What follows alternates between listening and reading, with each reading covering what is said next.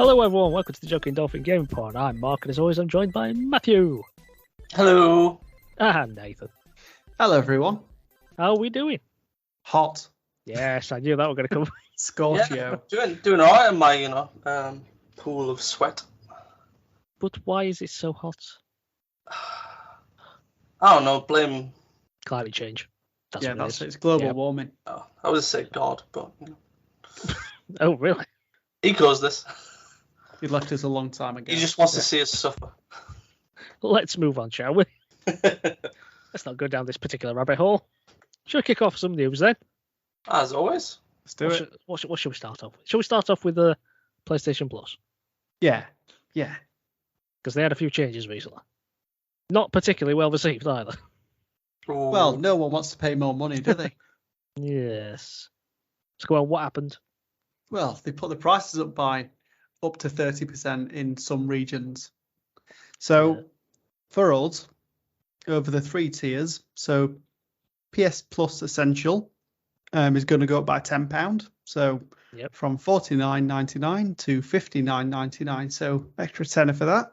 For PS Plus Extra, that's going to go from $83.99 to $99.99. And then finally, for PS Plus Premium, that's going from $99.99 to $119.99. So 20 quid increase for that one.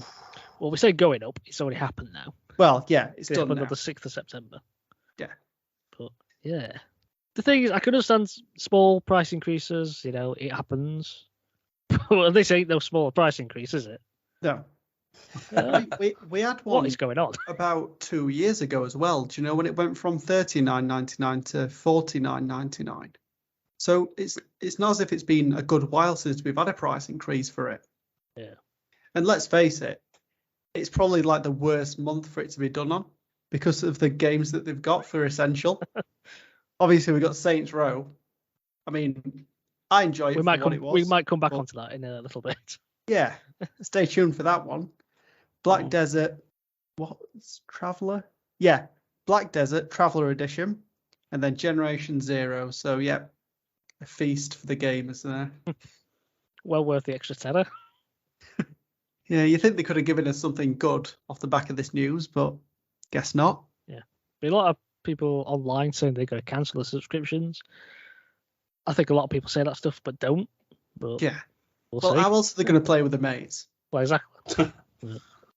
Or they could just play single player for everything. But I've heard that people are flat out refusing to download the latest batch of free games in like protest. So I'm not sure how far that protest would go. You're only hurting yourself. What's that? It's not really a protest, is it?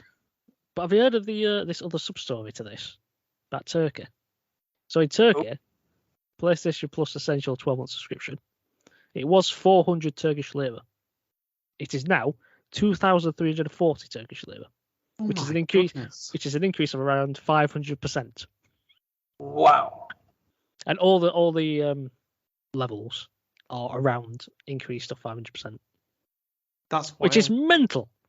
Do you know what this is to do? It's to stop people from using the VPN and just buying. I think they've caught on to like how many like new subscribers there were to Turkey. Probably they were like aren't actually based in Turkey. So, maybe. But that's massive. Yeah. But I discovered my subscription ended middle of next month, so I quickly got in there and bought it before it changed. Yeah. I don't do all these CD keys or whatever it is. Do you know?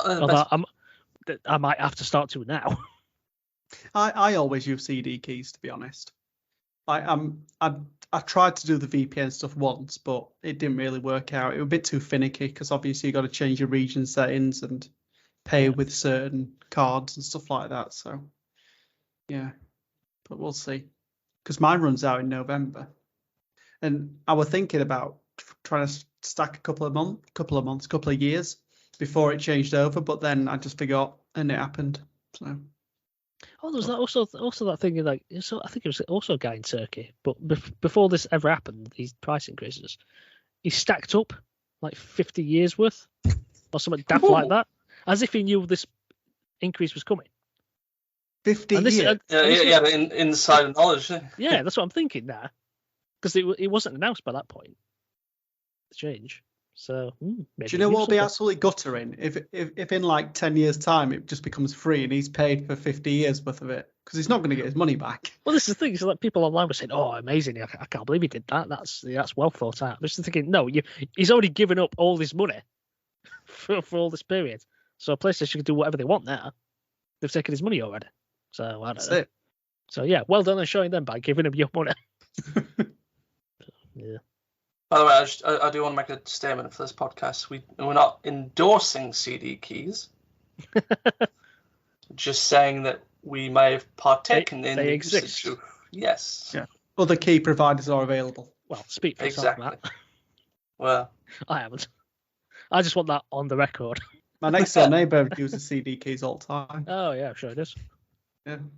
I remember the good old days of G2A. Anyway, That's unlocked to memory. Anyway. yeah, we'll keep that story away. So we did briefly mention Saints Row and all of that, which that game caused quite a stir. The reboot, didn't it? When it released. Did. Mm. Not the best reception, either critically or commercially. And as you say, now available on PS Plus. I was reading that apparently for that game to break even, it had to sell 2 million units. Well, I don't heard think it did the that. development costs were about 100 million Yeah. on it, which is absolutely massive. Mm. After all this, it got released. Obviously, people panned it, critics panned it, and as a result, Embracer Group has now shut down the developer Volition. But did you hear about how this was actually how they announced this? Because they didn't reveal it. I saw a statement about it, but Yeah. I saw it on Twitter. Sorry, X. No, you didn't see the initial one on X because it wasn't. Initially, the announcement was made on LinkedIn. Oh, it was LinkedIn. Yeah, and it was literally done just after the Starfield reviews went live, and people believe it was released to try and bury it under all that. That's true. I don't know. The statement, shall I read it? It says this. The Volition team has proudly created world-class entertainment for fans around the globe for 30 years. We've been driven by a passion for our community and always worked to deliver joy, surprise, and delight. This past June, Embracer Group announced a restructuring program to strengthen Embracer and maintain its position as a leader in the video game industry. As part of that program, they evaluated strategic and operational goals and made the difficult decision to close Volition effective immediately. To help our team, we are working to provide job assistance and help smooth the transition for our Volition family members. We thank our customers and fans around the world for all the love and support over the years. You will always be in our hearts. Volition Games. That's very much a statement I think was made by Embracer, not Volition. That sounds very cool. Oh, of course. Well, they're not going to be happy they're out of business, are they? So, Yeah. I mean, they did release a statement themselves on Twitter/X, which I think is probably what you read, Matt. But it's fairly lengthy, so I'm not going to read any of that. But you can go and read it yourselves. People have been saying that they think that publisher Deep Silver might be actually responsible for the downfall of the game. Like they were the ones who decided to take it in this opposite direction, and not Volition. You know, the style. Yeah, but the direction of the game is like it's all about friendship and that kind of thing, and that's why you got all these hipster characters being annoying. But it's a shame. Huge missed opportunity that, wasn't it? They could have done something special with that game. yeah, definitely, yeah. Because obviously, Volition did Red Faction as well. Yeah, I liked Red Faction back in there. Yeah. And all the Saints Row games. Like I love Saints Row. I think in terms of like demos, it's the demo that I played the most ever. And then when the game actually came out, I was like, yes, completed it. I think I've got all the achievements on it as well. Love that. And then Saints Row 2 were fantastic, like continuing from the first game. And then obviously it went in a different direction. Saints Row 3 onwards, 3 and 4 got a bit more zany with like alternate realities and aliens and being able to fly around the city like Superman. I didn't mind the third one. Yeah, I thought the third one was okay. The really thing it was the fourth one where it started going downhill for me. Because it was just like who wanted to like be Superman in this world? Like, I don't think anyone really wanted to. So it just eliminated a lot of the staples that Saints Row had set. So you're like doing up cars, driving them fast, getting all sorts of weaponry and stuff, and doing zany stuff. Where I say you could just like that was still in the game, but like, who would do that when you could just fly around and be Superman? Yeah, there's no reason to drive when you can fly to wherever you need to be. Yeah. I think they had a bit of a misstep with Agents of Mayhem, I think it was called. Yeah. I think that got largely panned as well, which didn't help them either. Was that one called Get Out of Hell? Oh yeah. I think that right there.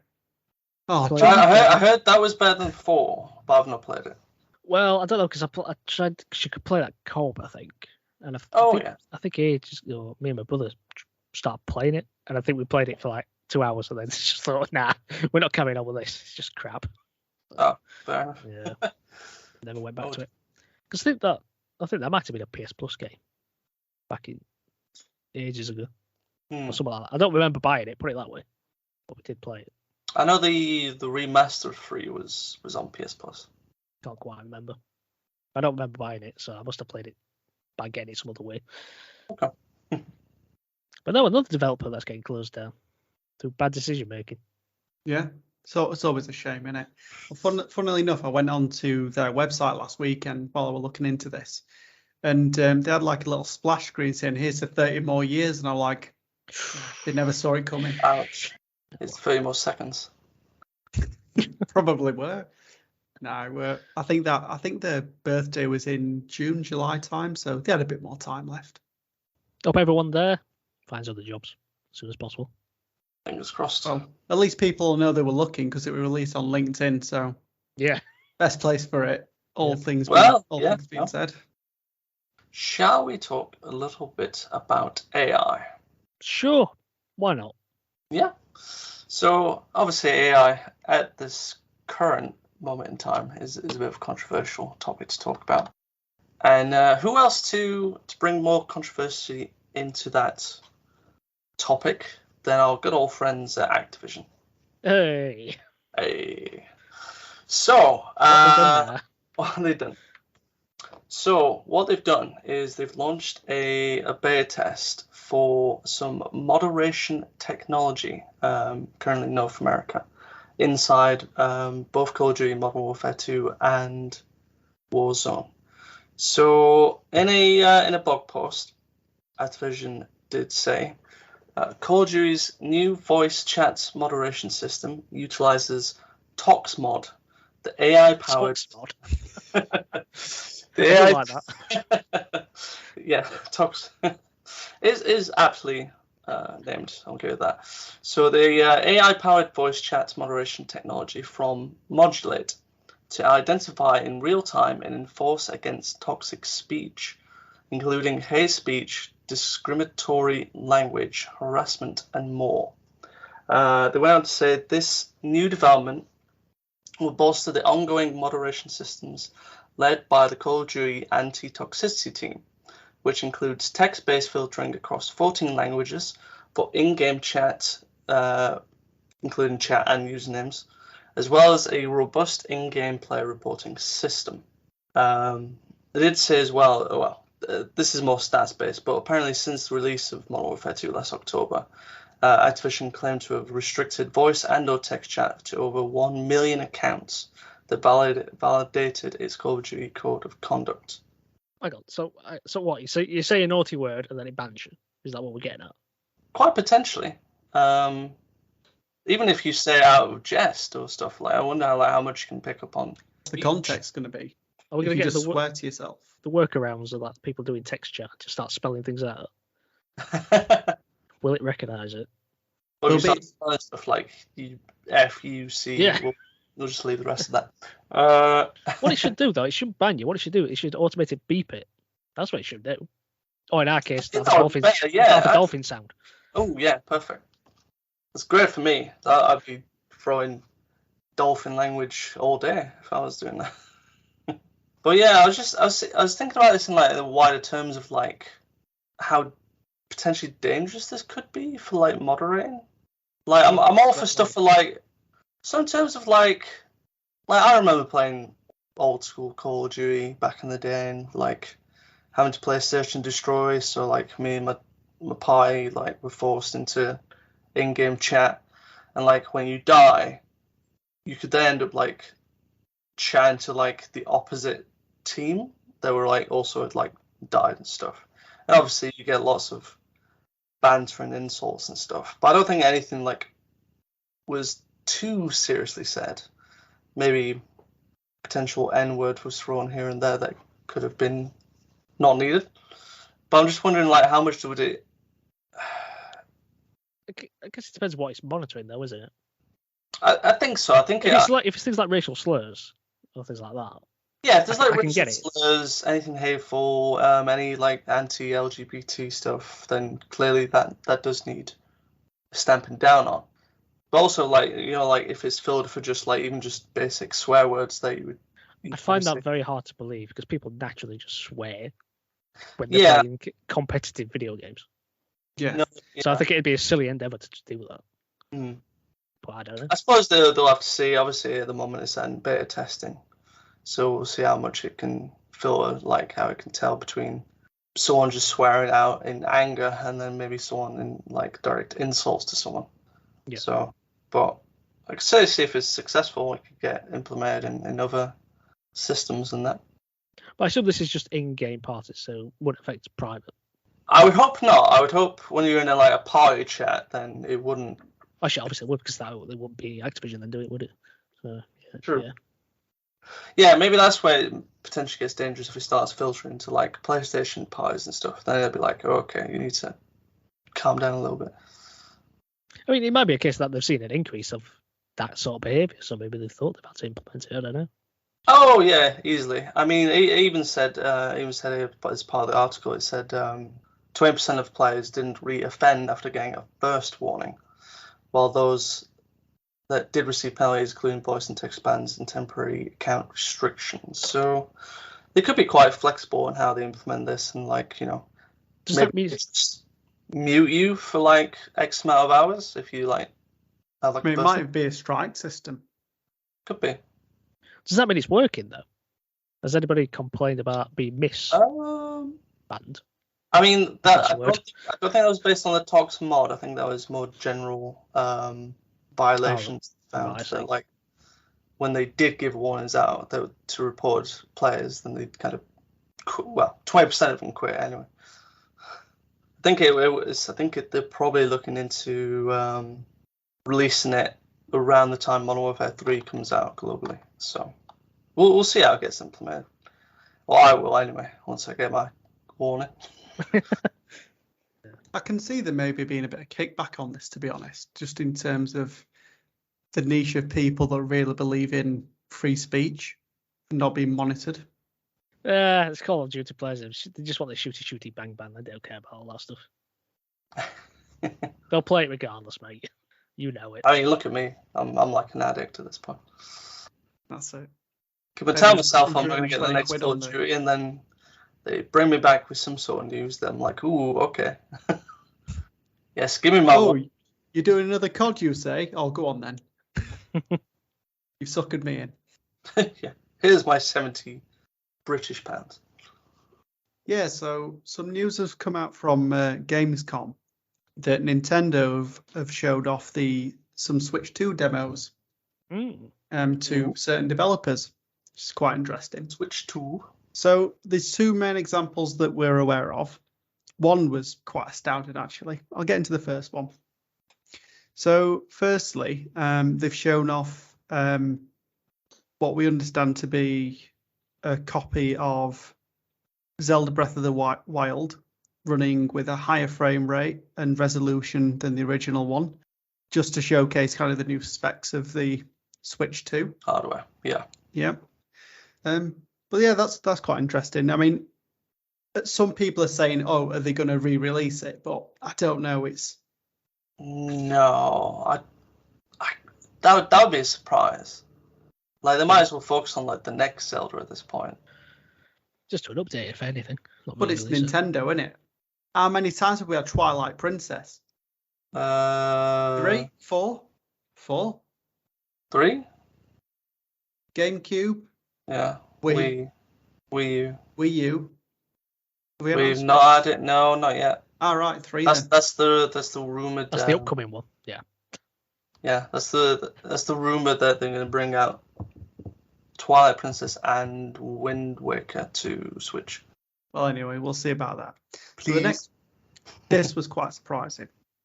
So this comes from a VGC source that claimed that Nintendo showcased the Matrix Awakens Unreal Engine 5 tech demo. I heard about this. So this released in 2001, if you can remember, to showcase the new engine. On mate. Sorry.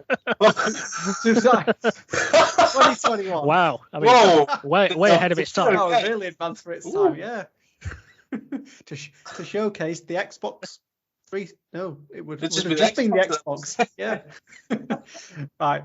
So, yeah. So it came out in 2021 to showcase on PS5 and Series X, just to show kind of what the next generation of games were going to look like and act like. And I thought it was like a really impressive showing, like in terms of like the graphics, the ray tracing. And what astounded me about it is like you kind of played a game in this little section and then it kind of zoomed out and showed you like all the polygons and everything that were in play. But I mean, if the Switch can do anything near that, then wow. And the rumors, if it's true, it's still going to be like a handheld dockable console. Be astounding. Well, funnily enough, I read another source that when they were showing this dev kit off, I think one of them was showing off. I think it was the Final Fantasy VII remake integrate version, and from some of the sources they've saying it was running at a very near identical PS5 level, which is like if the next Switch could do that, then I could see it selling. So was there something ridiculous about it running on Nvidia or something like that?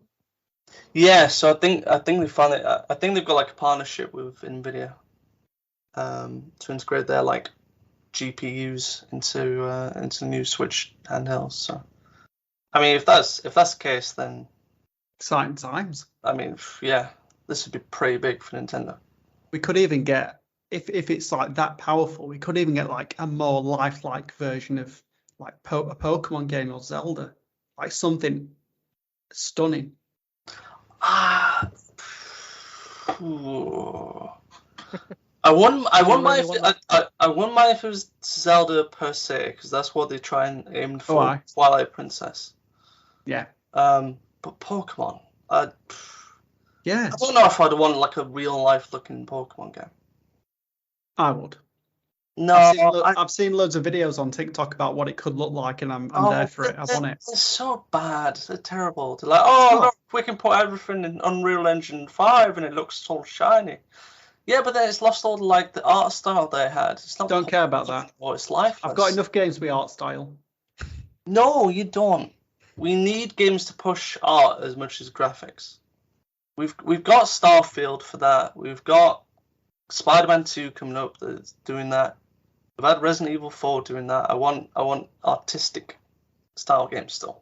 I don't want them to die. Else everything looks the same because everything's running on a bloody Unreal Engine 5. Like Project Red is moving on to now. They're moving on to that engine. They're killing like their I forgot what their engine's called, but they're not going to be using it after Cyberpunk. So no. Yeah, out with the old, in with the new. That's fine, but just be creative with it. Don't be samey. Well, if Nintendo's going to get their hands on it, they'll just re-release all their old games anyway with the artistic style, so it's fine. We'll get the best of both worlds, mate. Like Hannah Montana.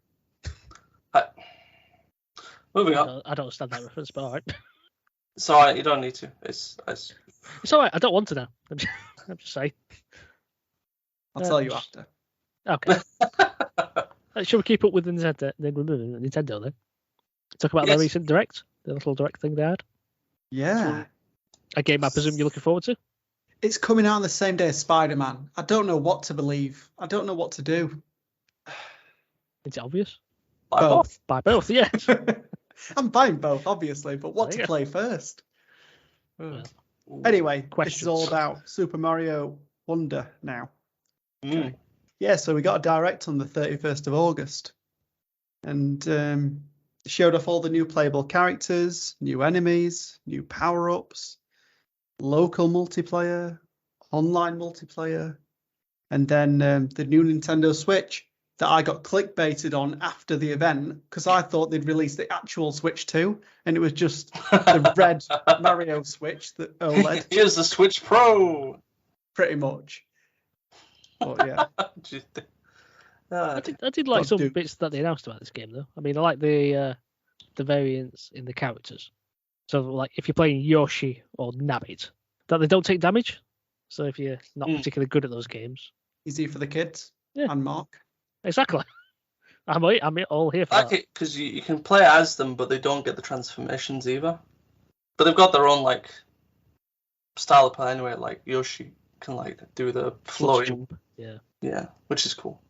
and you can eat objects and spit them out as well. Yeah, that's what it is. Always love Yep. that. It's Yoshi. Yeah, so you can play as Luigi, Peach, Daisy. You got 2 Toad options and Toadette, and they all play in the same way. So, oh well, obviously I'm Mario. Let's not forget Mario. Oh, I was about to bring that. I was like, I think you missed something important. and they all play in the same way, so you can actually pick your favorite character and not have any adverse effects on the way that you play, which is good. Wait, haven't historically they've always done Luigi where he's actually got a slightly higher jump than Mario? Well, apparently they're all going to play the same, so Oh, they're all the same now. we'll Okay. see. Wait and see. Some interesting new power-ups that they showed off as well. Mm. Got the big boy elephant. Elephant. Yep. Elephant. Yeah, just swinging the trunk around, attacking the enemies. Yeah. Breaking through blocks. Yep. One thing I liked is that when he stored the water in his trunk and he could spray it out, that was pretty cool. Yeah. Yeah, you can do it for like growing flying paths up into the sky. It's quite interesting. Yeah. Then we had the bubble form. Mm. So you can blow bubbles and trap enemies and use the bubbles to take them out as well. And then you can also use them as platforms, which is quite interesting. Adds another layer. Mm. So the next one was the drill form. So this is where you can drill down into the ground and kind of burrow under your enemies to make it a bit easier. So You can also take out any fallen enemies coming down as well. yeah, and they also showed off that we get the classic fire form. So love that one, just using the fire to absolutely annihilate the enemies. And in this one, I don't know if this is a first or not, but you can hang on to an extra power up. So that adds another dynamic to the game where you can swap them depending on the situation. I don't think it was the first time. I think you've been able to hold on to other powers before. I think what they mentioned here was the first time where you could actually switch between them. So you used to be able to store power up, and then like if you got knocked to like mini version of Mario, you could like call on the power up that would fall like from the sky, and you could pick it back up then. But I think here was like the first one you could actually, when you've got power up stored and you've already got another power up at the moment, you could switch between them. So you'd be like, you could be elephant, and then suddenly you could switch to fire, flower, which I thought was actually adds quite a good interesting depth to the game as well. I think it's been sorely missing. Some of the new enemies looked cool as well. The melon piranha plant. Yeah. It shoots It's like seeds. a AK-47 style. Yeah. I liked was it called the hobby cat? The one that like cats, Hoppy yeah. cat. yeah, hoppy cat. That's it. Yeah, where it replicates when you jump, it jumps at the same time. So that'd be quite interesting to see how you get around it. I can't remember Condarts as well. Those flying bird things. The Yeah, sharp beaks. they just fly Yeah, at you. they look dangerous. Mumsies. It's like mummies that you can unravel. Yeah. Something like that. Yeah, I thought that was an interesting concept. And Mormors. Things that just eat. They everything look else. absolutely annoying. I think they would annoy me the most. Oh, and Conks was another one. I did down as Cox, but Oh, I don't think it was that funny. No. yeah. Okay. that makes more sense. I don't know what they did there. I've just got no. Oh, Listen, yeah, they plough like through the fish. Oh, the goo. Oh, yes, sorry. Yeah. Big, massive stone things, but they can go through goo, it showed. Yeah. So you're not safe. I think you had some of the classic ones coming in as well. Obviously, you got your Goombas and your Koopa Troopas. And probably the annoying cheap fish that's always in games. I just want to give a shout out to one of the names of the levels. Yeah. Fluff Puff Peaks. Fantastic. Great name. And then they were showing off the concept as well, where you find the Wonder Flower. the wonder flowers and levels and what they can do. So these just look like a fun acid trip, don't they? Yeah. Like pipes sliding along the ground, which is a bit of a weird one. You also had them like going up and down in like a row at one point. Yeah. Like those are the ones like tilting the level. Yeah. Yeah. And then you can There's also like go into like free fall as well. Yeah. Like Yeah, you're going like a free fall through clouds. An enemy stampede. Something like that. Yes, yeah, you had that one. You also had one where they changed the perspective. So Yeah. rather than being 2D, it was like That was interesting. top-down 2D, which seemed cool. Oh, there was another one who's floating through space. yeah. Yeah, that was interesting. And then your character can transform as well. Yeah, I don't think... I think they So Mario left can be those like a away. Gumba, Oh, no, they didn't do that. Yes, you could be like a Goomba. a spike ball, or turn into a bubble. The spy ball looked quite interesting. Is that the one where they had bowling sounds as well? Quite liked that. Every time it hit something, it made the bowling sound. Yeah. That's quite good. Yeah, then they mentioned as well that you had these seeds Yeah, the core inside seeds. parts that, like, once you pick them up, then it returned the level back to normal. Yeah. You can use these seeds outside the levels. I think it was to... Yeah, it opened up some levels. Yeah, you can open up, like, certain path routes, I would imagine.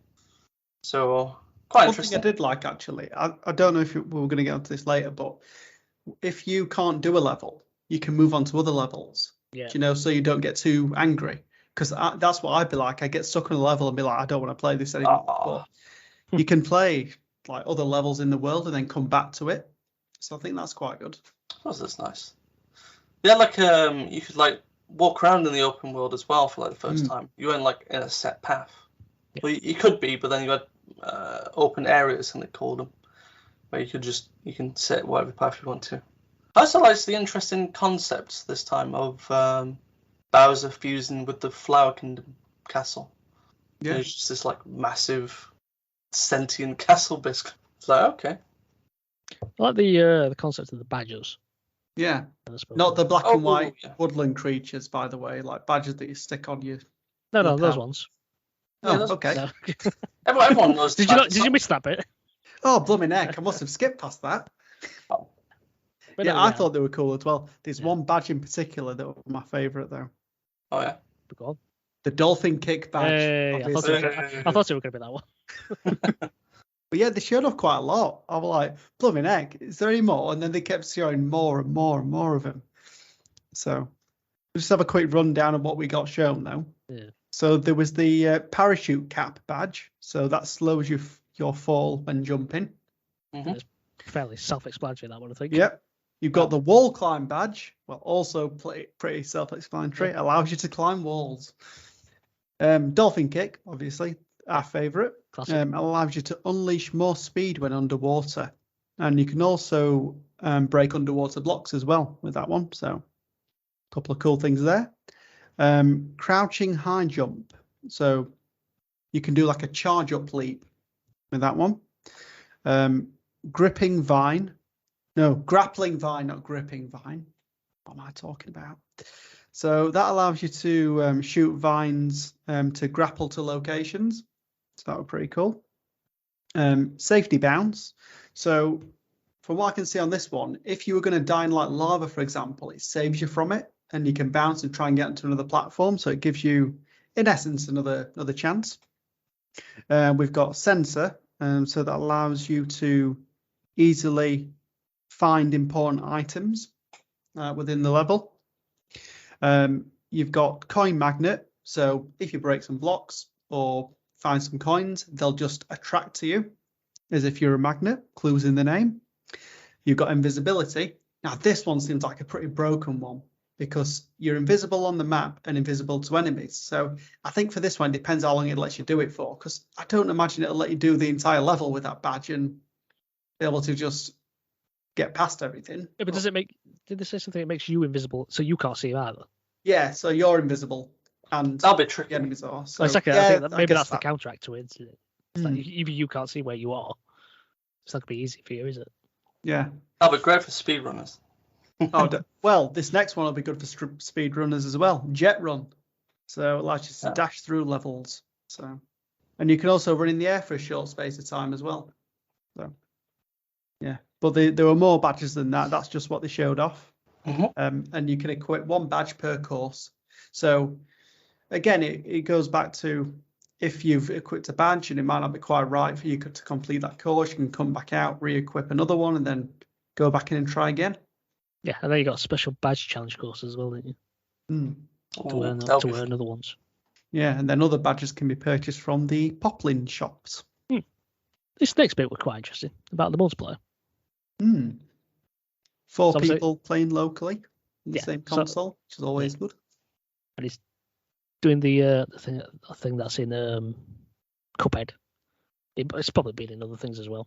But where if you effectively you die, a friend can revive you if you jump into it. Yeah, I thought that were quite good. So when you die in the game, you've got like a little timer that times down, and if somebody jumps into you, then it can bring you back into the game. I think that's been in other Mario games as well, if I recall. If a player is a Yoshi, you can ride him. That's going to be irritating. Who controls who at that point? I think it'd be the person riding, wouldn't it? I don't know. I think you've got to give it in terms of gameplay, I think you've got to give it to the Yoshi player. Otherwise, you just keep losing control of your own character constantly. With other people jumping on you. But the online player thing, that seemed quite interesting. So you see other players on the map and courses, like in shadow form. Yeah. Oh, yeah. And if you get defeated, a shadow player can save you. Oh, interesting. Or you move yourself into, I don't know. Yeah, you can save them sort of thing. Yeah. And you can send items to each other and exchange greetings. Ooh. Very Dark Souls. This bit where you could place standees.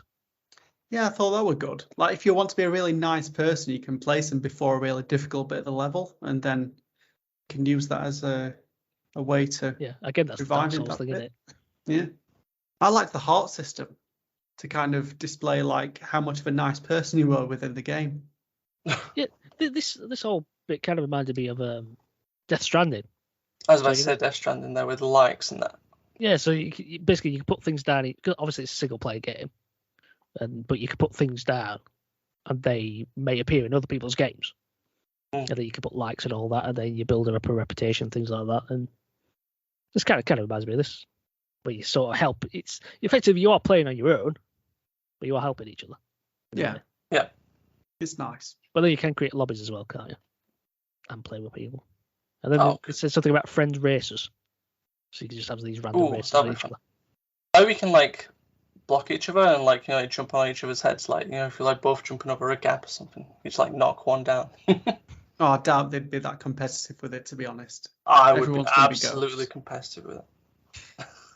Like, nope, I'm sending you down to the other. Can you jump on the Yoshi in the race?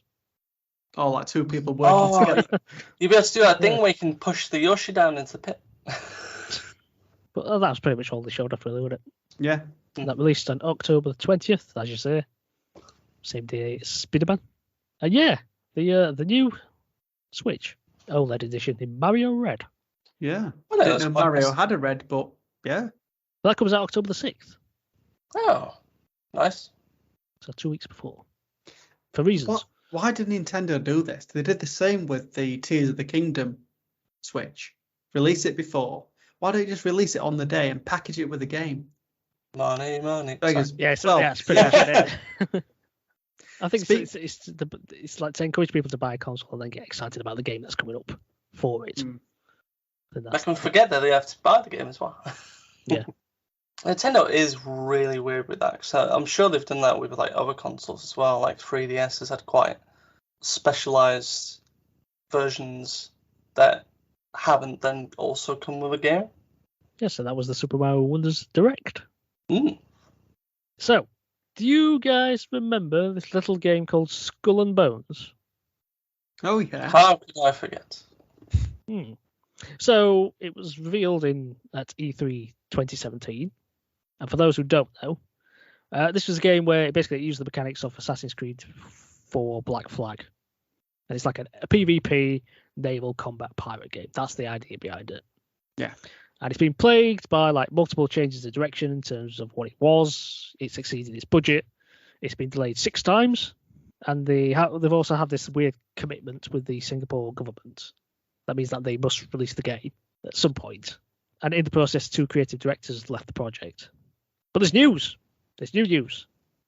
A 3rd creative director has now left the project. Oh no.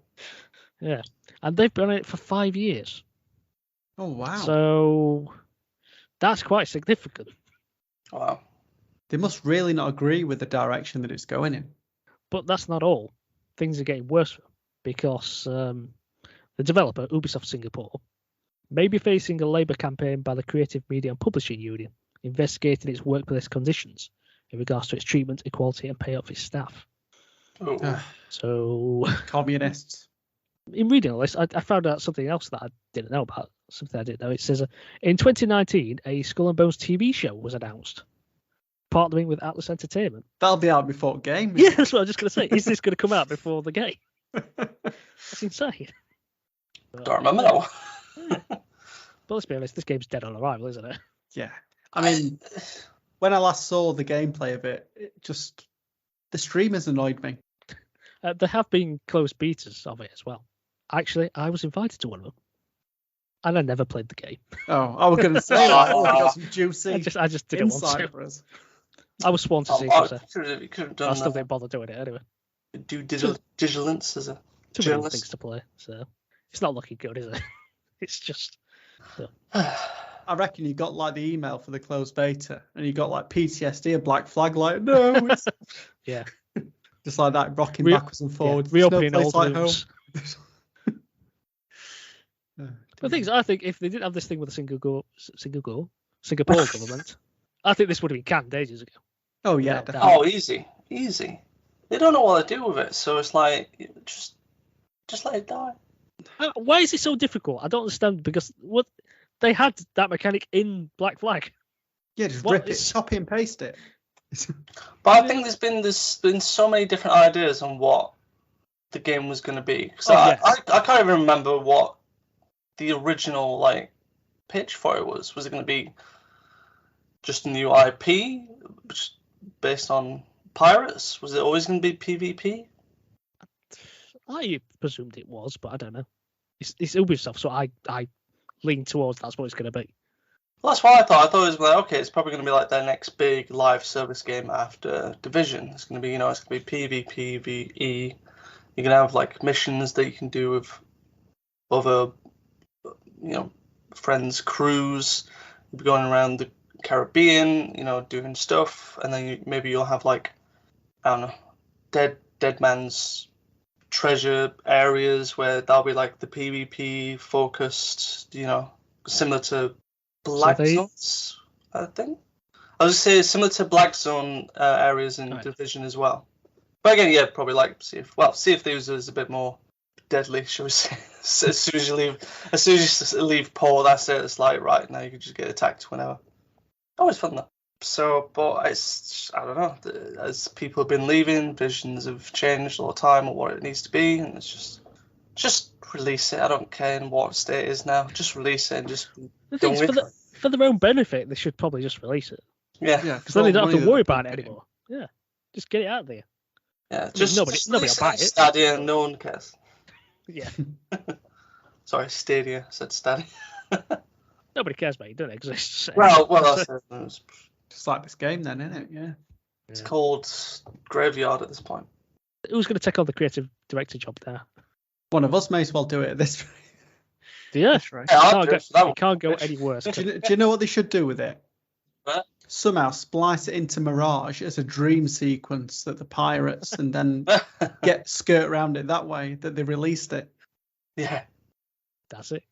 Ubisoft calls. Solve the questions. That's it. Release it as like free DLC for Mirage.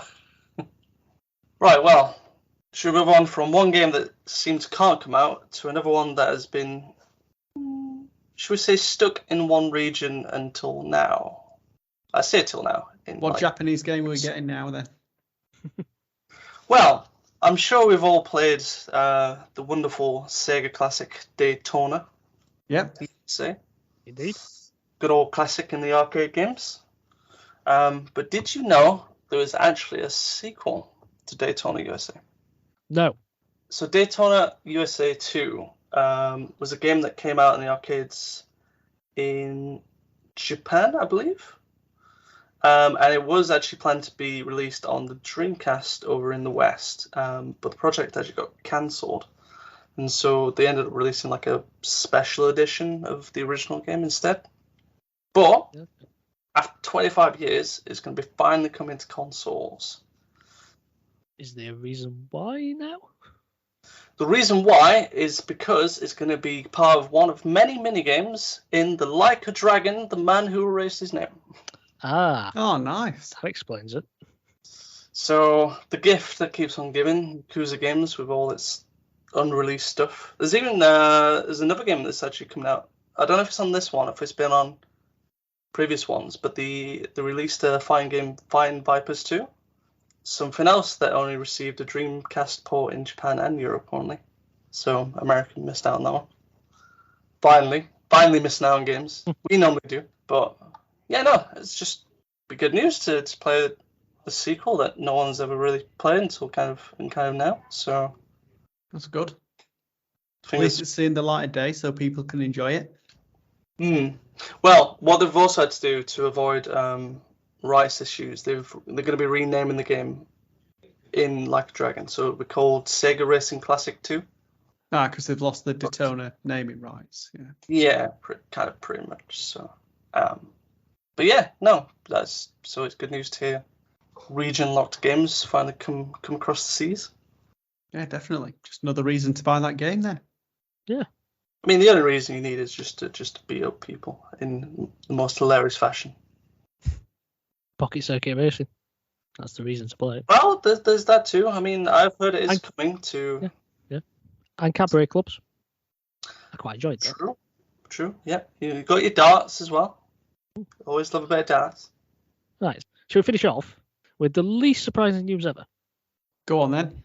Okay, so E3 2024 is in doubt. Oh. Because the organizer, Reed Pop, has now pulled out from the event. They are no longer organising it. Right, so no one's organising it. So it's also confirmed it will. It's also been confirmed that it will not be hosted at the event's long-term home, the LA Convention Center. I mean, we already knew it was dead, but it seems the organisers don't even believe in it now. So I mean, it's like a horse with a broken leg. Just finish it off, just shoot it. Yeah. I mean, this guy's got 4 broken legs. I mean, what's that I hear? I think it's the sound of Jeff Keighley dancing on E3's grave. Yeah. Yeah. I think after that news came out, he put like a really well-timed tweet out afterwards, didn't he? Yeah, totally planned. Yeah. About this year's ETV cancelled. Yeah. Like the ultimate insult would be if Jeff actually bought E3 and like made it as like part of his special. I don't know how, but Key 3. Yeah. With more Bill Clintons. Yeah. Thing is, we've got something in its place now, haven't we? So there's no, unless they change it a lot, there's no room for it anymore. I don't think, unfortunately. When the organizer said, nope, we're not getting involved, I guess that's it then, isn't it? Even they don't care, so fair enough. Would have been nice for there to be like one last one, just go out with a bang, but it's with a whimper. Well, have they announced that they might be doing summer for 2025? Oh, let's not. It's not going to happen, mate. I feel like I read somewhere that like they might do, but it would be like it would not be in the format that it's currently in. Like it would be substantially changed. I thought they were going to try that for this one, though. This year, and it just didn't work because there was no interest in it, was there? Well, all the big publishers now have like, well, we don't need E3 to like show off our games. We can just do that when we're actually ready. Well, the thing is, Ubisoft initially announced they were going to do some at E3, and then they said, "Oh, actually, no, we're not going to do that. We're going to join Jeff's lot." Jeff is like, here's some money. Yeah. I'll give you a reward. But there you go. I think that's it for the news. Shall we move on to what we currently play? Let's do it. Yes, let's do it. Matt, do you want to kick us off? Ooh. Go on then, I'll kick us off. It's been a while. So I've played a couple of things. One that would probably not surprise you is I've continued my playthrough of Judgment. I'm shocked. Finished it yet? Thank you. Nope, not finished yet. I'm getting closer. I'm going to keep asking that question. Every podcast. So right now at the moment I have reached chapter 8. Basically what's happened in between is Takayuki Yagami, who is the main protagonist that you play, has suspiciously found a dead body in his own apartment. Oh dear. And so he's the killer. Well, that's solved. what the police think. So yeah, that's it. Game over. Back on the keys in the name. Judgment. He's judging himself. Yeah. Well, if you knew what the Japanese name for this game is, then it's called Judge Eyes. So, bit of trivia. So he's a bit like, what's happened here then? So yeah, because if you found a dead body in your apartment, that's the initial thought, wasn't it? What's going on here? What's happened here then? So, I mean, I'm not spoil like obviously who the dead body is, but obviously I'm trying to skirt around as much spoil as I can. But basically, this starts leading on a trail for Yagami to start investigating kind of the suspicious circumstances over the murder. Going through sort of the fella's phone calls that he's been doing, and he's noticed a particular phone call over to this medical centre, the ADDC. And he's essentially it leads you to sort of wondering, okay, who's he tried to call here then, and what's going on basically. And then that ends up leading you to sort of almost like a flashback episode where you go back, I think it's about 3 years, where you're playing as like a younger Yagami who at this point is like a lawyer, and you're essentially trying to figure out a couple of things over another murder basically. Like you're representing this person that's been accused of murder, and you're trying to essentially find ways of like, well, hopefully he hasn't murdered, so let's see if we can find anything that could link that basically. So you go through that, and then you'll come back to sort of present day, and you're trying to find out who the person is that's supposedly spoke to this dead guy last. And then it just starts leaning on to the point where the police want to bring Yagami in for interrogation. But before he does that, he's trying to get some information about this vice director of this ADDC that mysteriously died 6 months ago. Everyone is just dying in Kamurocho. So you're trying to work out like how that's all linked, and that also sort of leads you to where you start playing as I forget her name. I think her name is Sayori. Basically, she's someone who works at Yagami's old law firm. And will give you like side cases to do every so often in the game. But at this point you like request her help to become like a undercover hostess for the night, trying to get information about this dead vice director because he was here before he died at some point. So you're trying to figure that out. You get some stuff on there, and then the next day the police will bring Yagami in, talk to him, and they kind of reveal that actually he's not been a suspect at all. They've actually been trying to follow this other police detective that they've got a bit of suspicions on, who throughout the game has actually been helping give me like information on cases and stuff. So I've got to a point now where this detective calls Yagami, is like, look, I'm being arrested. Can you help me? Basically. So I'm at this point now of like, I've met with the detective, going to try and sort of figure out if he's potentially been set up or if he actually is the killer or not, and we'll see what happens from there on. again, it's just like, it's typical, you know, Yakuza stuff. There's twists within twists within twists going on, you know. Suddenly this guy's a bad guy, but then you find out later on that he's been doing all this stuff under good intentions, but he's actually been led on by this guy who's then, you know.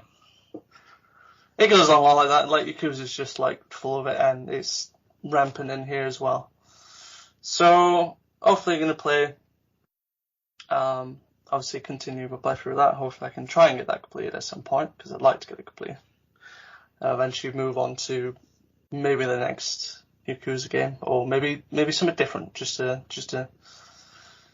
take a deep breath from the series, because it's quite a lot when you're playing some of these games. Like, a lot happens. It's a lot of time and everything into it. Well, I say you dedicate a lot of time as well. So,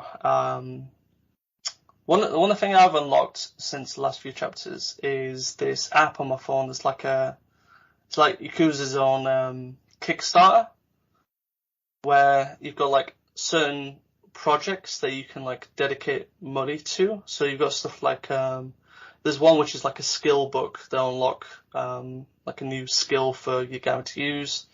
There was another one for QR reader, because there's QR codes like scattered around Kamurocho that you need to scan with your drone, and each one gives you like an extra part to build like a new drone, I suppose, part in effect, so you can like upgrade your drone and stuff, which would be pretty cool. I think probably the most expensive one at the moment is to unlock like the medium difficulty on the dice, and oh no, I forgot what it was called. The virtual reality game. It's called Paradise VR. So you can like unlock a new difficulty there that you can go through and get a lot of money out of that if you want.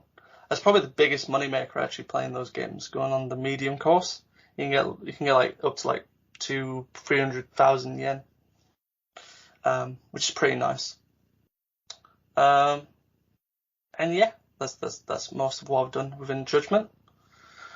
So I'll move on to a very old game that I probably played. I don't know if I've ever mentioned this on the pod, but I've played it previously when it first came out on the Switch, and I've kind of gone back to it now on the PS5. They released like a PS5 upgrade, and then the recent sales I like snatched up all the DLC because I wanted to get through all of it. So I returned to the jolly old world of Dead Cells. So if you don't know what Dead Cells is, it is a 2D side-scrolling hack and slash roguelite, where you play as this, like, I suppose, I think his official name is the Prisoner, and he's essentially this blob of goo that drops into a dead body and reanimates it. Nice. And you're like, okay, that's interesting. So you run into this like female knight who's like, yeah, this island kind of sucks. Interestingly, you're the only person that can come back to life, which she doesn't question, but like, okay. And then she essentially nods you farewell as you go on your quest through the island for all the different levels. So basically you've got section of levels. They're all I forget the word, procedurally generated. And you go through fighting enemies and essentially making your way through each level to the point where you get certain bosses and you have to beat them and such, and then you get to the end. And then if you make your way through a level, you end up getting what's called cells from enemies. And after each end of the level, you get to like what they call like the passage between prison and barracks, for say. And you can use here where you'll meet certain people where you can use these cells to upgrade certain, I won't say attributes, but you can upgrade perks that'll help you on your way. So you can unlock like a health flask that you can use once per level to give yourself health, which you can then upgrade with more cells to get more flasks. You can upgrade like golden reserves, so each time you die, you keep a certain amount of gold on you.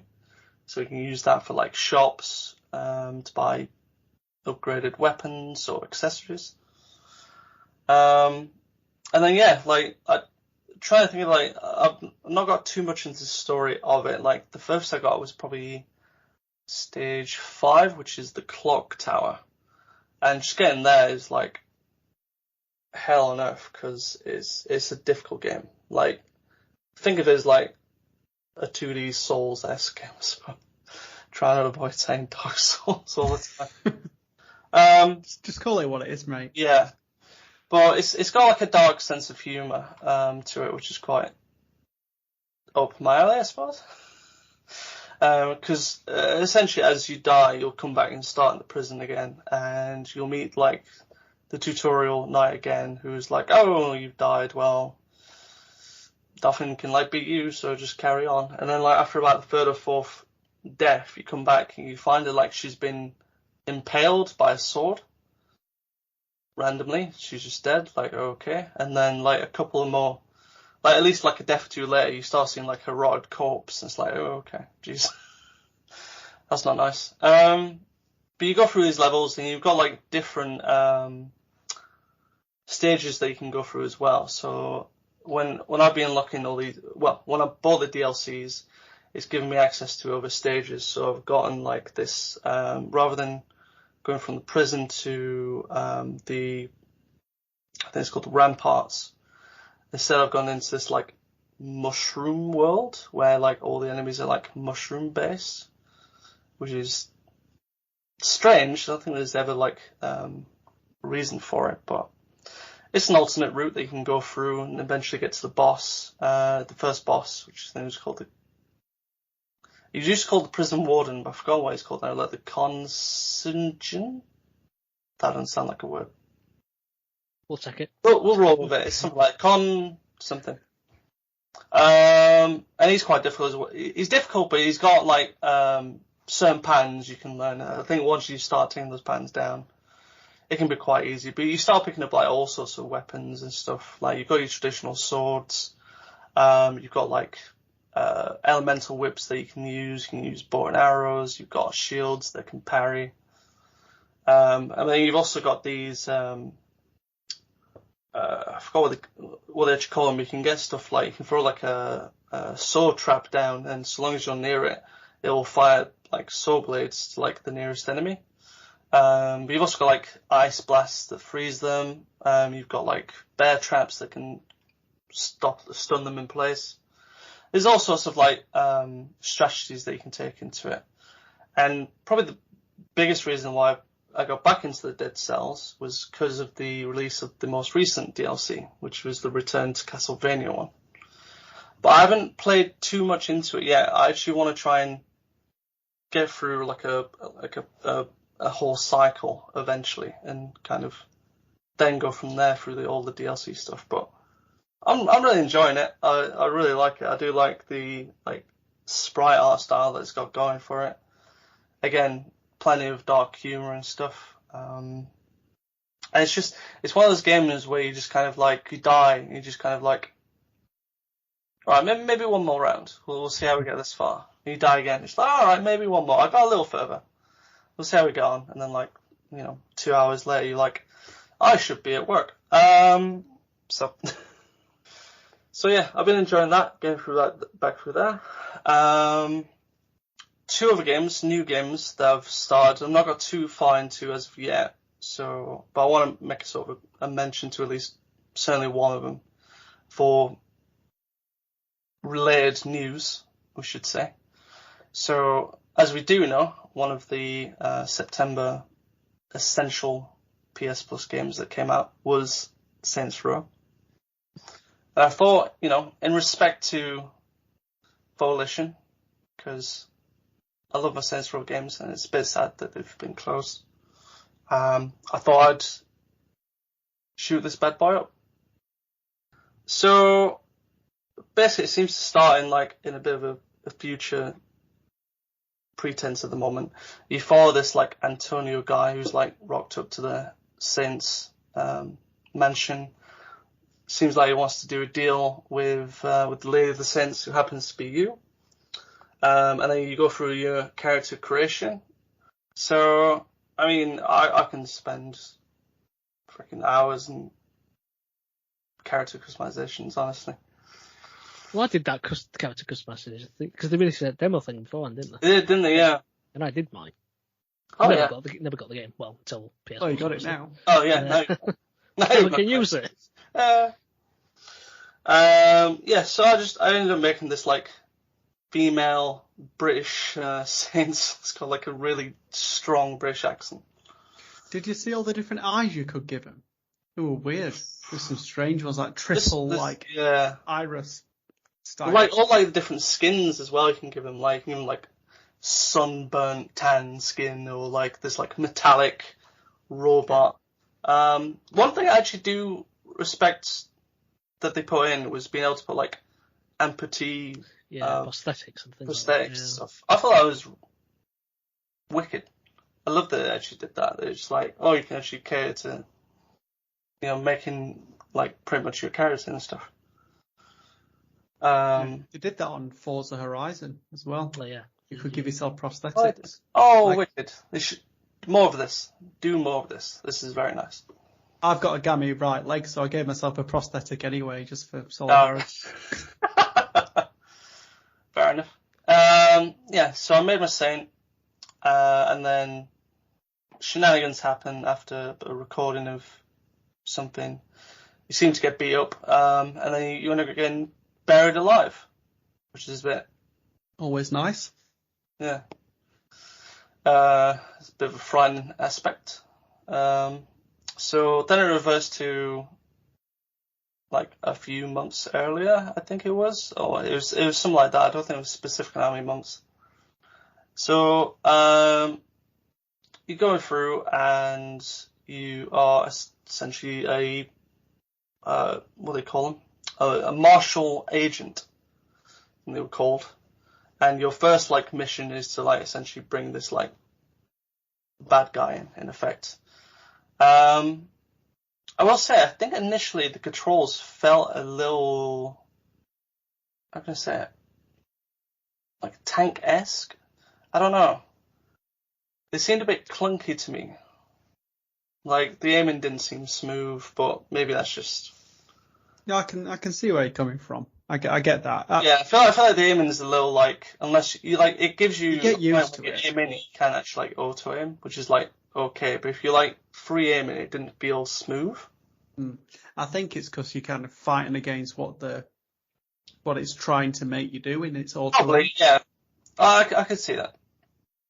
So you're going through this tutorial level, learning the ropes and stuff, and then big main bad guys trying to get away on ship thing. One of the ships. You have a good idea of trying to hunker it to this ACB, sorry.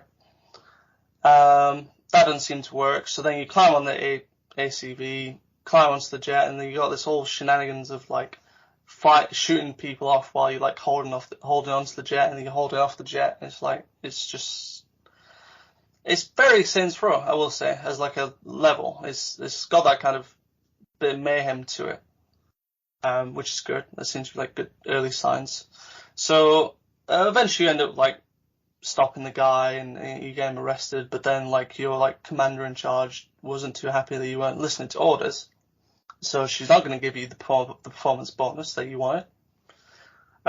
So then you get back to your apartment with the 3 other characters that I've clearly not remembered any names for whatsoever. The other woke student people. Well, don't get political. Right, leave politics out of this. It's true. Or not. So apparently you're short on the rent, so you go out and do a job, and you end up robbing this kind of. It's like a gym. I feel like it's a gym. I could be wrong. If you're going to rob some place, I don't think a gym would be the first place they go rob. Gym could be the wrong thing. Like, it's not easy actually knowing where it was, because it was essentially like it was a registration place that like, or the front desk I should say. They ended up sort of jumping over You knock a guy out, and then you take the money from there, or the safe from there. So I think it could have been a gym. But anyway. Get the money, you drive off, you're going to go get your switch car to switch so that the police don't follow you. Unfortunately, your car's been de-tired by a rival gang, or a gang at least that doesn't like you parking where you were. So you end up fighting them. Traffic wardens. Yeah. You find them, you get on a dirt bike, and then you drive away, try to drive away from the police, who then corner you on this bridge.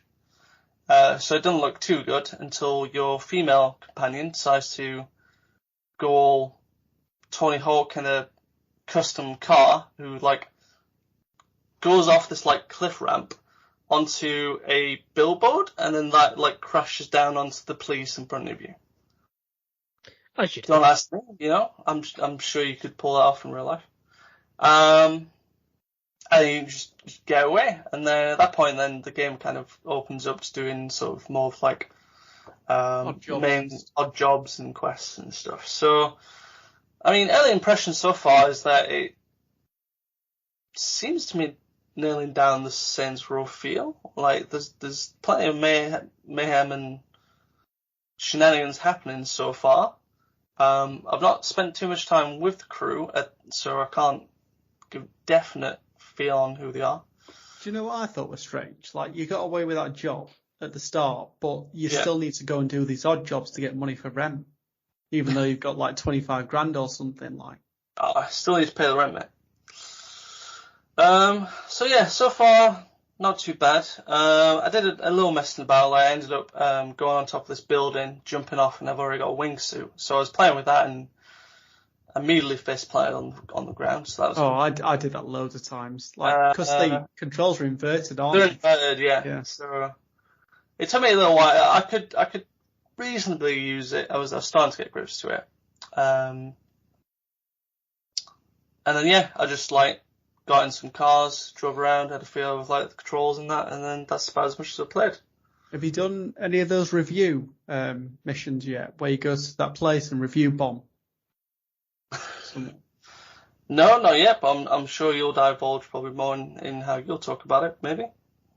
No, I'm not going to talk about this. I played it ages ago, but yeah, they're insane. Okay, well, I'll give them a go at some point. But yeah, so far, since Ronnie feel, I'm giving it a thumbs up for now. We'll see how we are. Only other thing that I'm going to mention, which Mark's going to hit, is a mobile game that came out. But you know what? I just think it's a good mobile game.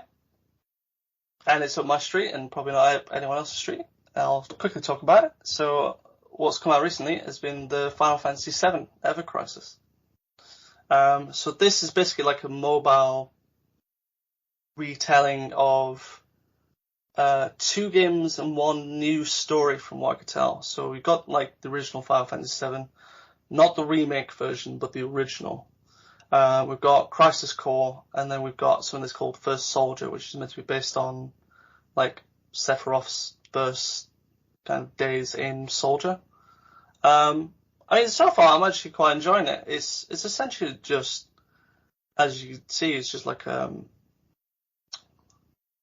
than classic RPG turn-based, it's more kind of free-form, whereas you've got this bar that builds up, and then you use skills once those bars are filled up and stuff.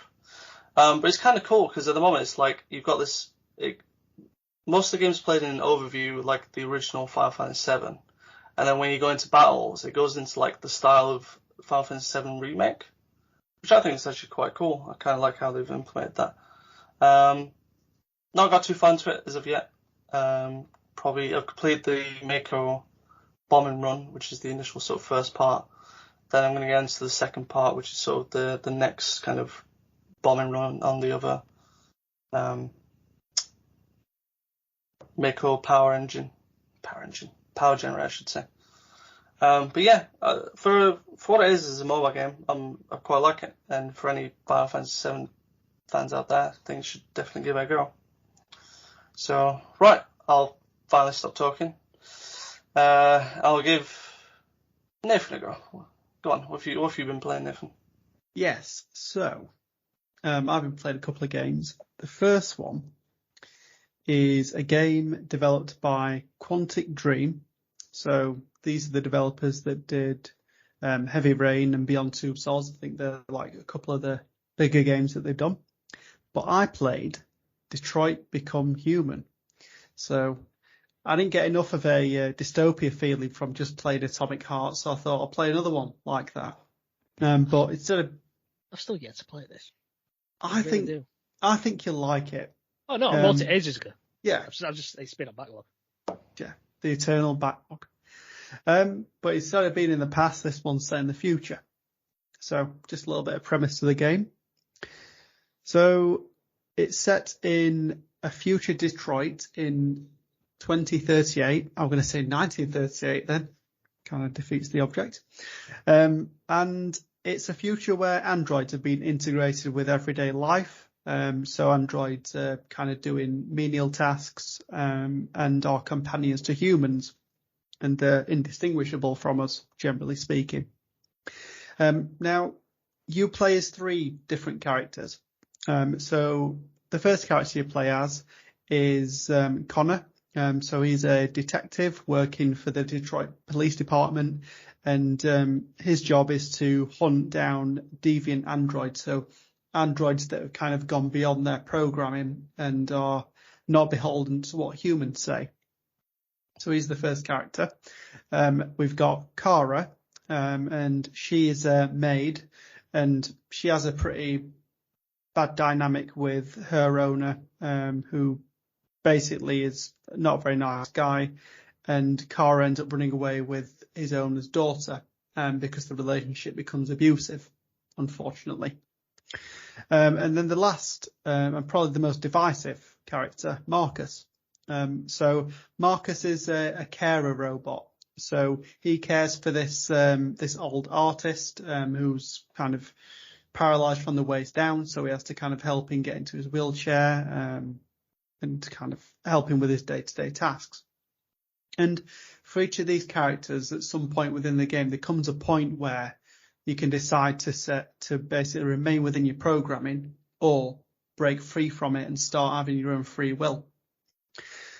Now, the story itself the game itself is heavily story driven. It's basically, there's a lot of like quick time events. So you've got to click buttons at certain times to do actions. So the combat, for example, you've got to click X and circle to kind of like parry when combat's needed. You'll find yourself walking around a lot and finding certain points and getting information together. So that's kind of more Connor, the detective. He goes around places and builds up cases and information to kind of draw a picture of what's being done.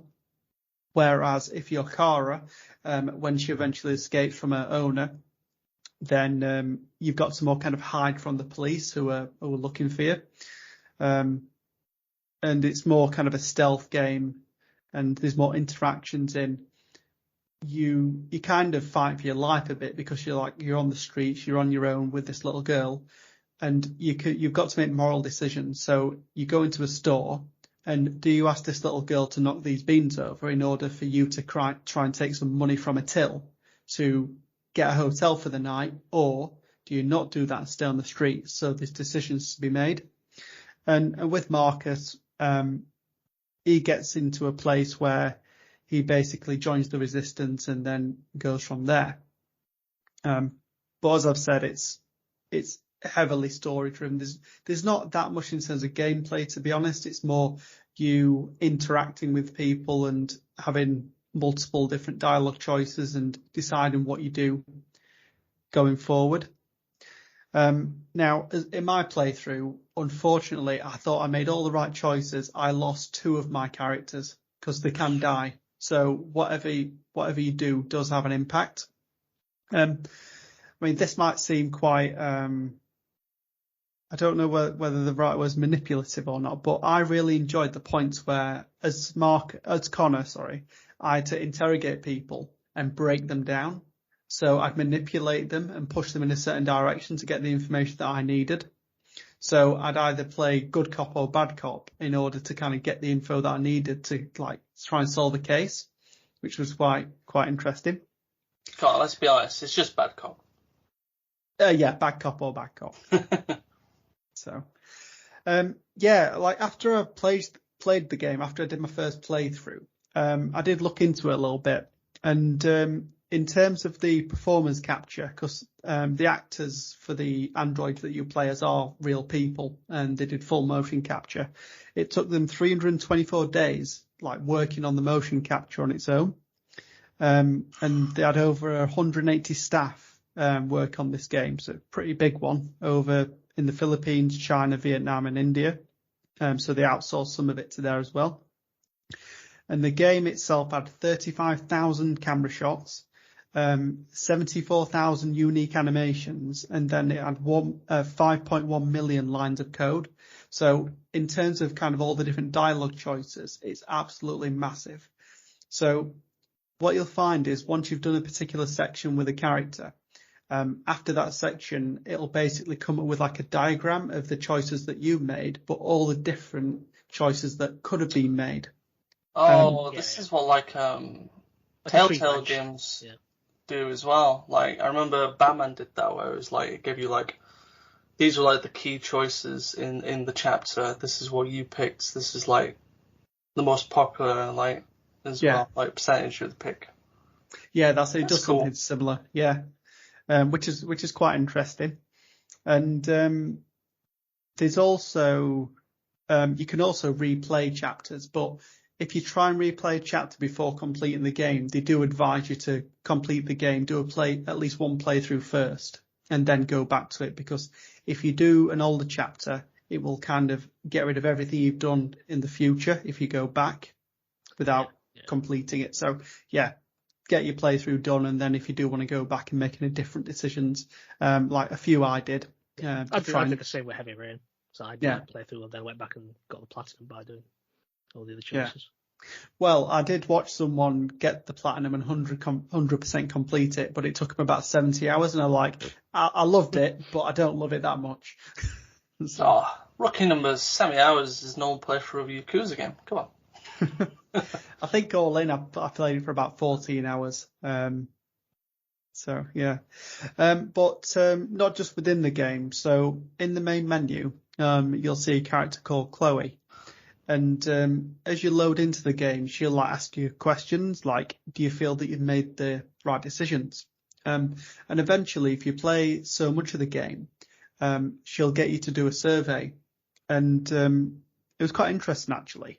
Because it asked questions about, as you as a person, for example, would you have an intimate relationship with an artificial human? So it kind of gauges questions like that, which kind of makes you like look internally and think like, would I do that?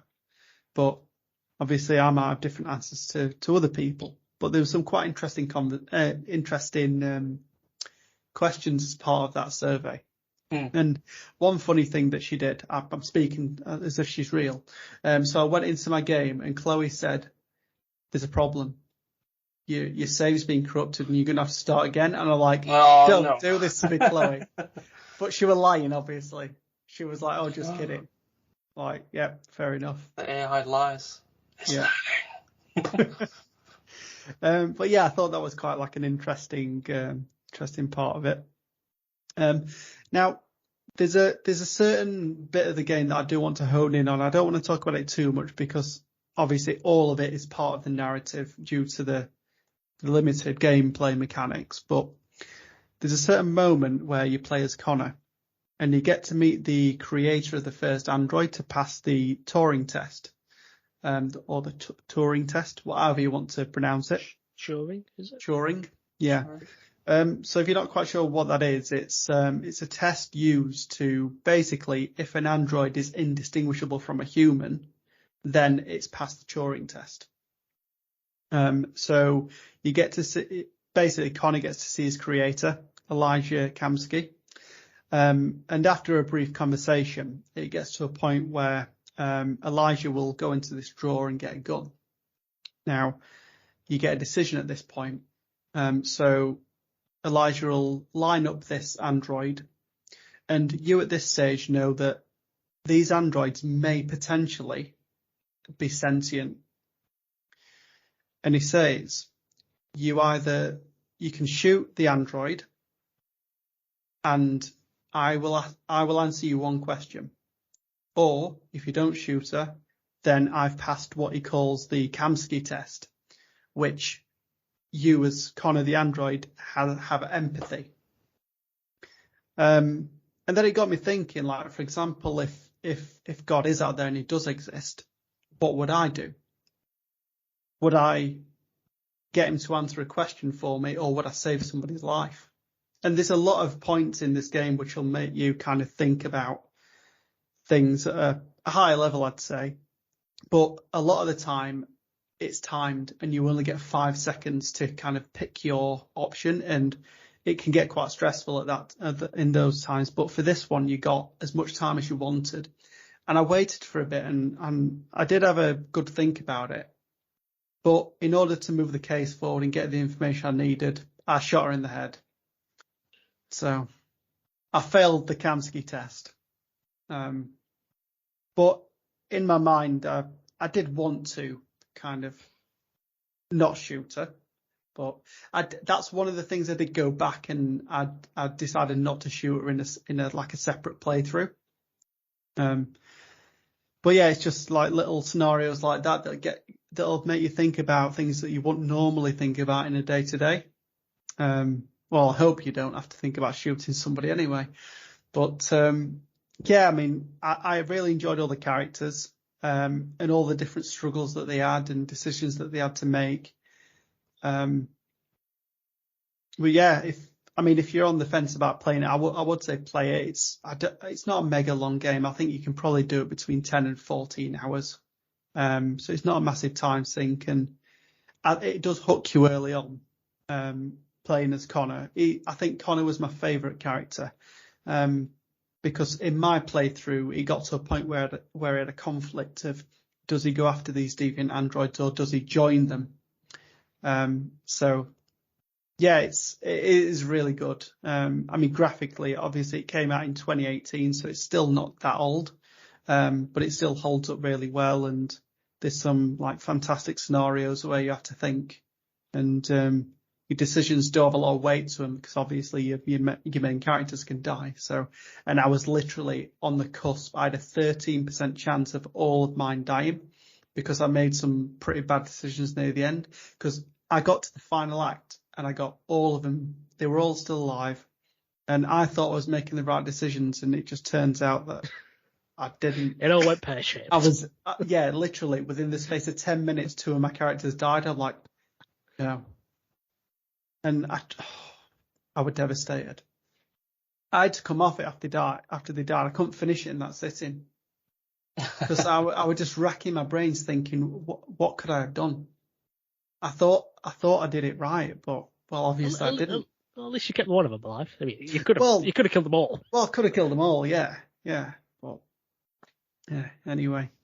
But yeah, it is a really good game, and I honestly thoroughly enjoyed playing it. But after I finished it, I did need a change of pace, because I couldn't do any more of these heavy games, like emotionally heavy games. So one thing I did decide to play, I'm only a couple of hours in so far, so I've started playing Lego Star Wars: The Skywalker Saga. Oh, hey. So this has been in the backlog for quite a while, and I decided to just get into it. So I've not played that many Lego Star Wars games, so I think the only one I have played has been on the Game Boy Advanced, and I enjoyed that, like little platformer. It was okay. But in playing this, I did not realise how funny some of these characters were. They're absolutely hilarious. I love it. I don't know whether that's kind of the Star Wars world itself, or whether it's like the Lego influence. No, definitely the Lego influence. Yeah, I was thinking so, because I've only ever watched 2 Star Wars films. I've watched Episode 1, The Phantom Menace, which is probably not the best of starts. I mean, the pod racing's all right. That's not as bad as people make it out to be. And then I watched, is it episode 9? Was that the latest one? Whew. Yeah. I went to see that. It's like the worst too. Is that the one when Princess Leia like flies through space? Oh no, that was 8. Oh, is it 8? Oh, it's 8 then that I watched. Yeah. I just think the last. Yeah. Anyway, so there was a section that I actually laughed. Like, I didn't laugh. I didn't like do a proper belly laugh, but it just made me chuckle a bit. So you're trying to escape the ship, and as R2-D2, you can like use him to unlock doors. You do this little puzzle, and I unlocked this particular door, and there were all these stormtroopers in this jacuzzi. That was quite funny. And then You don't remember that scene? Well, No, he didn't see it, did he? Yeah. He didn't watch that one. Yeah. Is that Classic scene. episode 3, that one? 4, I think. And then there was one Just where the helmets. yeah. And then there was one where literally like there was this guy having this stormtrooper having a shower with just like the helmet on. I shot it off though, and then killed him. Anyway. Oh, You murderer. I know. poor stormtrooper. One thing though that I just love doing is I love smashing things up and collecting all the little money Lego bits. It's just I love it, like collecting them all and raking in all. Do make like satisfying sound when you collect. Yeah, that's it. It's just like this little clicky sound, like as it goes into your inventory. And I must have destroyed literally half my ship just trying to because you can destroy things, and basically that'll give you this like currency that you can use to spend. Yeah. And I got to this planet after escaping from this ship, and I was in my little like room thing. And is it C-3PO? Yeah, the golden robot. Anyway, I was like smashing this thing up, and I ended up cutting him in half by accident. And he was like crawling along the floor with his legs like walking around on their own. And I tried to put him back together and I couldn't. So I was like, right, sod that, you can stay as you are. And he's just coming after me like as a torso. They were hilarious. So yeah, that was funny as well. But I like the little puzzle elements of it. So obviously R2-D2's got his little puzzly thing where he can unlock doors. It's to be honest, it's got a little bit repetitive, but I mean it breaks the game up a bit. Is it Luke Skywalker? Mm-hmm. Oh yeah. Yeah. I think he's got one. I think where you can use like directional buttons to open doors as well. I think it's him. Yes, I think so. I'm trying to remember myself. It's been a while since I played the game. And then also in your party, you can freely switch between party members, which I think is quite good. So if you want to be Obi-Wan and start chopping people up with your lightsaber, you can do that. Or if you want to be R2-D2, I don't know how R2-D2 attacks people, but he does. And that's quite funny. Like headbutts them. Yeah, just headbutting stormtroopers to death. Oh yeah, you might use that actually. Oh yeah. Just jousts at them and jousts them to death. That's pretty good. And then you've got who's the dude? The guy. Who's the dude? The guy that is a Jedi but is not a Jedi just yet. What do you mean, Anakin? Is it him? No. He's not a Jedi, but he's a Jedi. What? I think he might become a Jedi. It'll still be talking. It's probably Luke Skywalker again. Yeah, I think it could be him. Is it him? Yeah. It's not. It's like. I'll be honest, I don't know which film you show us. I don't know which film you played. It'll be on episode 4. It starts on episode 4, I think. Yeah, that one. Right. Yeah, that's the it's one. Got to be him then, sure. Yeah, it'll be Luke. Yeah. Obi-Wan's already dead. Oh, spoilers. Yeah, sorry if no one's seen the film in like 50 years or whenever it came out. You haven't. Well, yeah, true. Spoil it for myself.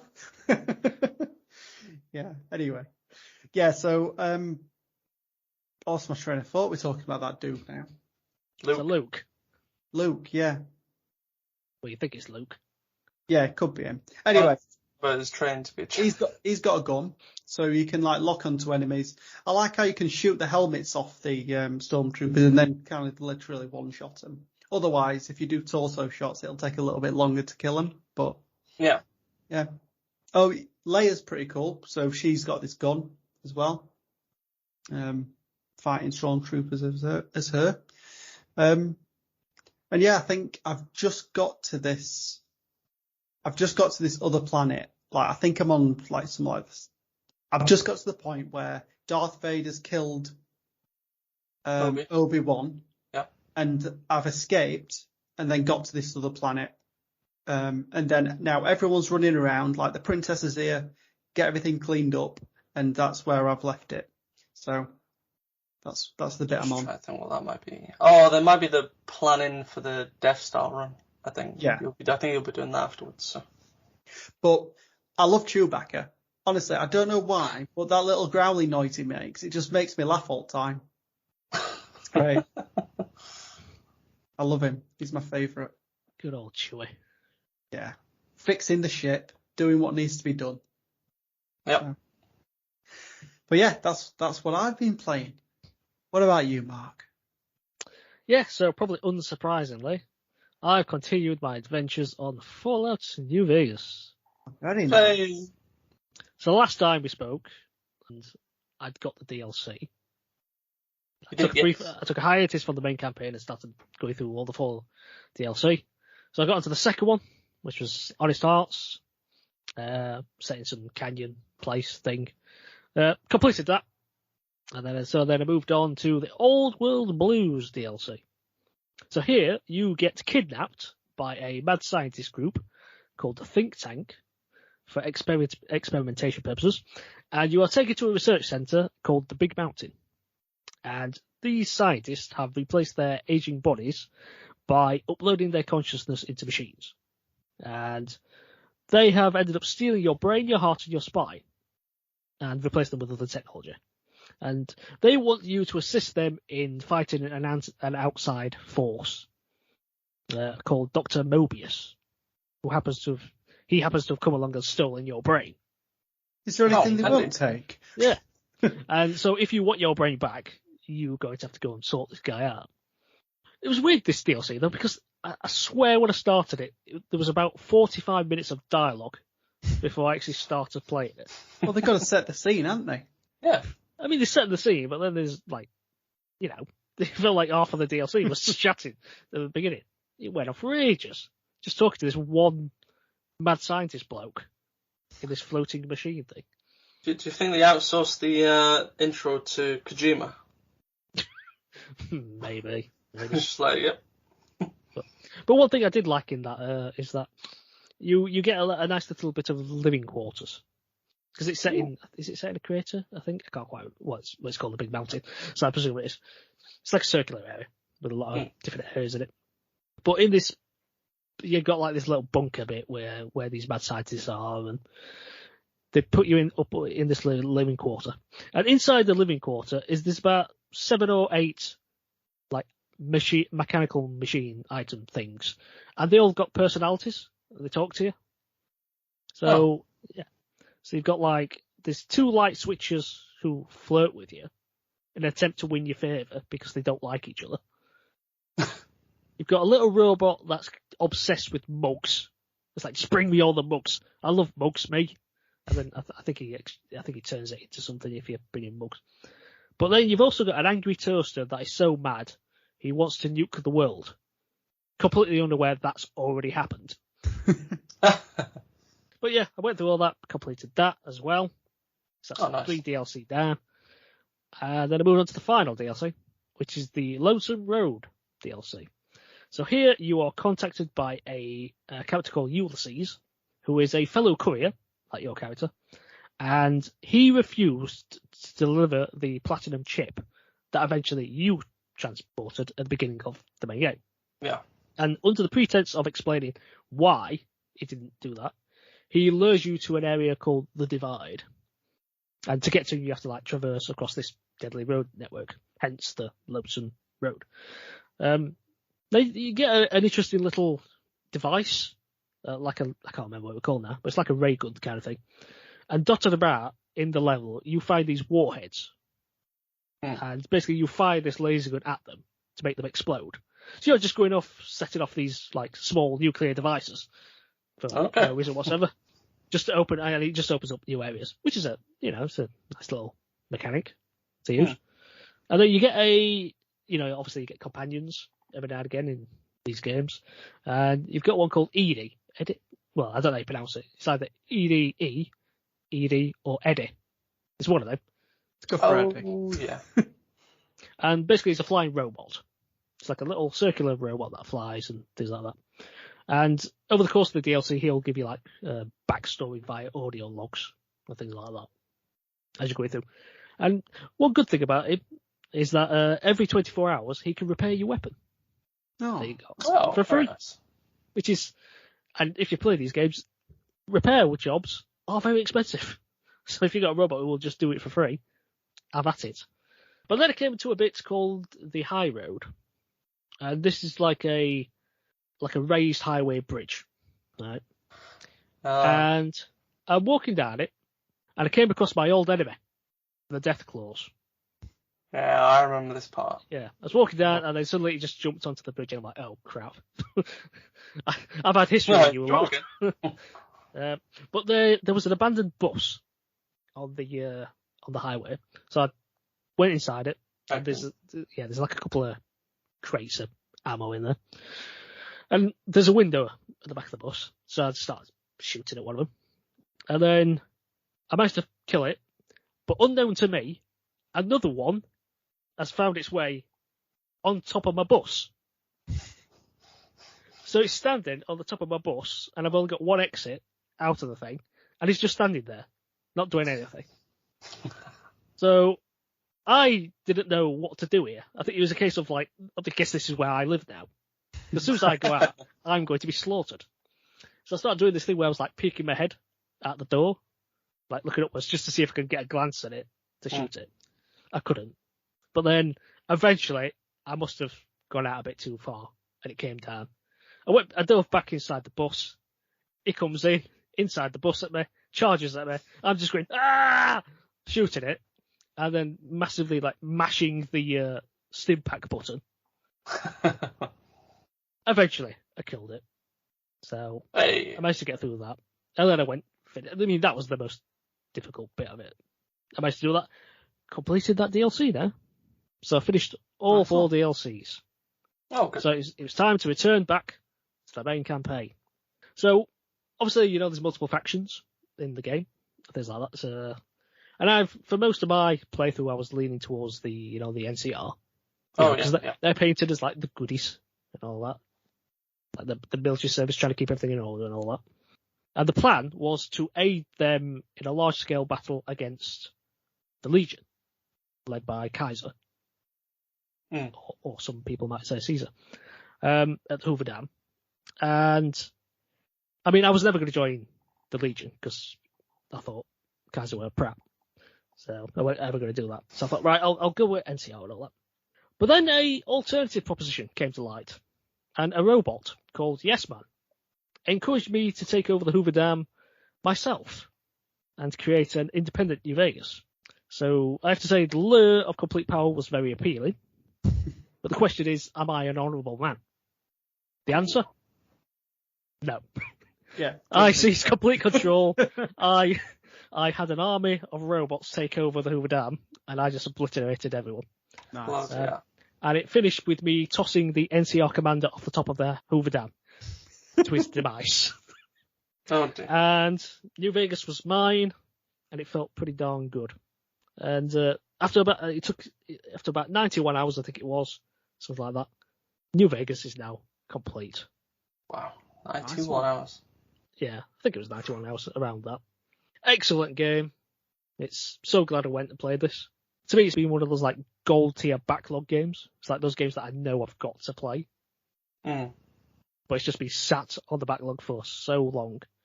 But I'm glad I got it out of the way. Big game, very big game. Well, especially if you do the DLC as well. Game.